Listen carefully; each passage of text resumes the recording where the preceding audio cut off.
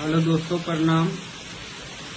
आप लोग से मैं यही विनती करना चाहता हूं दोस्तों कि जितने भी हमारे फेसबुक फैमिली है, यूट्यूब फैमिली है,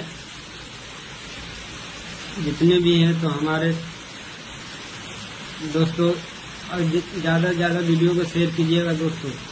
आप लोग ये वीडियो को शेयर कीजिए क्योंकि दोस्तों मेरा लड़का भी दोस्तों उसका साथ में चला गया।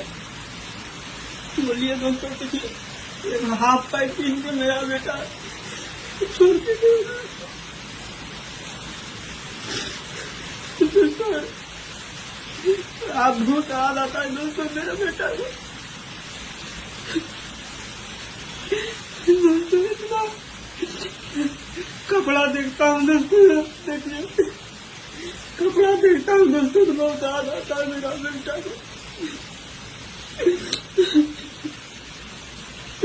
वो रंडी छोड़ के बच्चा को लेके चला गया दोस्तों। आप लोग से मैं क्या बताऊं।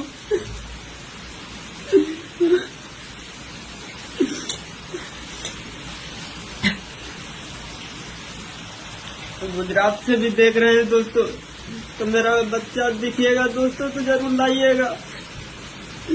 आप लोग को मैं नंबर दे दूंगा ऊपर में।